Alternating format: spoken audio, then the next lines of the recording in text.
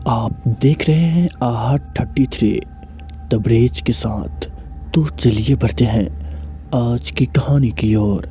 उससे पहले अगर आपने अभी तक हमारी यूट्यूब चैनल को सब्सक्राइब नहीं किए हैं तो ज़रूर कर ले, ताकि आने वाली वीडियोज़ की नोटिफिकेशन आपको जल्द ही मिल जाए। बात आज से लगभग 3 साल पहले की है, जब मैं अपने करीबी दोस्त की शादी में शामिल होने उसके गांव गया था। हम दोनों दिल्ली के एक कंपनी में काम करते थे, लेकिन उसका परिवार राजस्थान के एक छोटे से गांव से संबंध रखता था। उसके विवाह से जुड़े सभी आयोजन वही गांव में ही होने थे, इसलिए उसकी शादी से 3 दिन पहले ही मैं वहां जाने के लिए निकल पड़ा। जयपुर एयरपोर्ट पर उतरने के बाद मैंने उसके गांव पहुंचने के लिए एक टैक्सी की। मेरे दोस्त साहिल का गांव जयपुर से काफ़ी दूर था।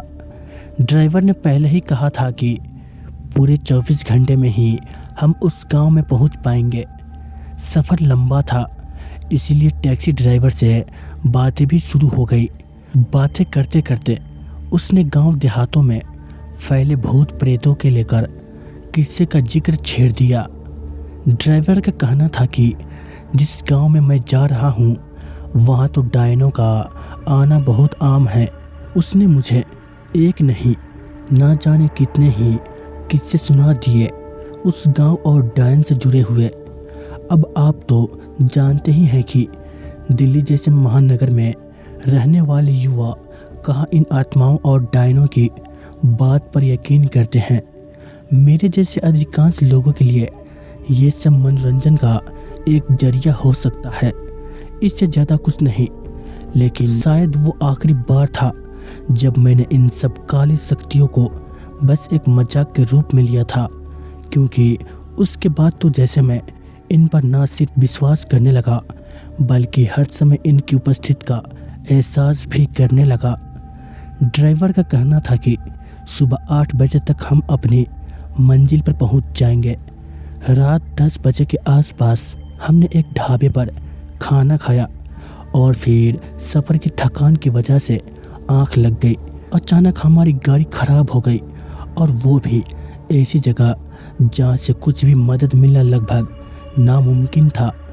मुझे समझ नहीं आ रहा था कि क्या किया जाए। सुबह होने का इंतज़ार भी नहीं कर सकते थे और आसपास कोई ठीक जगह भी नहीं थी। ड्राइवर का कहना था कि 2-3 किलोमीटर पर एक ढाबा है और वहां पहुंच जाओ, मैं गाड़ी ठीक करवा कर आ जाऊंगा। मैंने उसकी बात मान ली और पैदल चलने लगा। बहुत चलना था, इसलिए कानों में ईयरफोन लगा लिया और सोचा टाइम पास हो जाएगा। कुछ दूर चलते ही मुझे ऐसा लगा जैसे मेरे साथ कोई चल रहा है। बड़ी तेज महक सी आई और बहुत देर तक अपने साथ किसी और के होने का एहसास हुआ। पहले लगा कि जैसे ये मेरा वहम है, लेकिन धीरे धीरे वो वहम हकीकत या यूं कहें भयानक हकीकत की शक्ल लेने लगा। पहले मुझे केवल एहसास हो रहा था कि कोई मेरे साथ साथ चल रहा है, लेकिन धीरे धीरे किसी की शारीरिक आकृति मुझसे कुछ कदम दूरी पर दिखाई देने लगी। वो एक सुंदर लड़की थी। उसने मुझसे पूछा, इतनी रात को अकेले कहाँ जा रहे हो? तो मैंने उसे अपनी कहानी बता दी कि कैसे गाड़ी खराब हुई और मैं पैदल चलने के लिए मजबूर हुआ। मैंने भी उससे यही सवाल किया कि वो इतनी रात को यहाँ क्या कर रही है। उसने मुझे बोला कि वो अक्सर इसी रास्ते पर आती जाती है। इससे पहले मैं उससे कुछ और पूछता, उसने मुझे बोला कि आपके दोस्त की शादी तो कल है ना, आप कैसे पहुंच पाओगे? उसका ये सवाल सुनकर मैं हैरान रह गया कि उसे कैसे पता। मैंने पूछा, आपको मेरे दोस्त की शादी के बारे में कैसे पता? तो उसने मुझे बताया कि ऐसे ही। मैं चुप हो गया। उसने अपना नाम कविता बताया था। फिर वो कोई अजीब सा गाना गुनगुनाने लगी और मैं चुपचाप उसके साथ चलता रहा। आगे बढ़ा तो सामने एक बड़ा और घना पेड़ दिखाई दिया। मैं उसकी तस्वीर उतारने लगा तो उस लड़की ने मुझे ऐसा ना करने को बोला। मैंने पूछा क्यों? तो उसने बोला रात के समय तस्वीर नहीं उतारते। मैंने अपना कैमरा अंदर रख लिया। मेरी नज़र अचानक मेरी नज़र पैर से थोड़ी दूर पर खड़ी 3 औरतों पर पड़ गई। 3 औरत धीरे धीरे मेरे पास आने लगी। जैसे जैसे वो पास आती गई उनका चेहरा नज़र आने लगा जो बहुत डरावना था।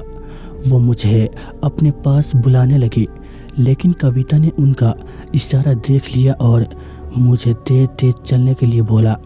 मैं चलने क्या भागने लगा। थोड़ी दूर आते ही वो औरतें गायब हो गई और मैंने कविता ने पूछा कि वो कौन थी। उसने बताया कि वो इस गांव में पिछले कई 100 सालों से घूम रही है। गांव के लोग उन्हें बुरी आत्माएं कहते हैं। आपको उनसे बचने के लिए ही मैं आपके साथ साथ आई हूँ। मैंने पूछा तुम कैसे बचा सकती हो? उसने फिर कोई जवाब नहीं दिया। हम बहुत दूर निकल आए थे। कविता ने कहा कि ढाबा आने वाला है और रास्ता भी सुरक्षित है, अब मुझे चलना चाहिए।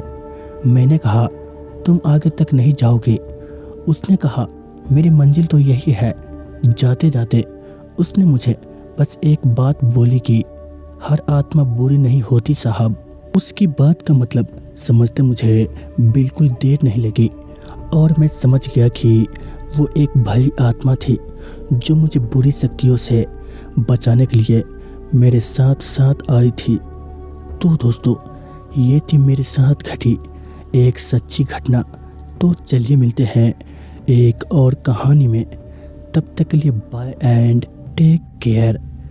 दोस्तों, अगर आपने अभी तक हमारे YouTube चैनल को सब्सक्राइब नहीं किया है तो ज़रूर कर ले, ताकि और भी डरावनी वीडियोस देखने के लिए। तो चलिए मिलते हैं एक नई और खौफनाक कहानी में।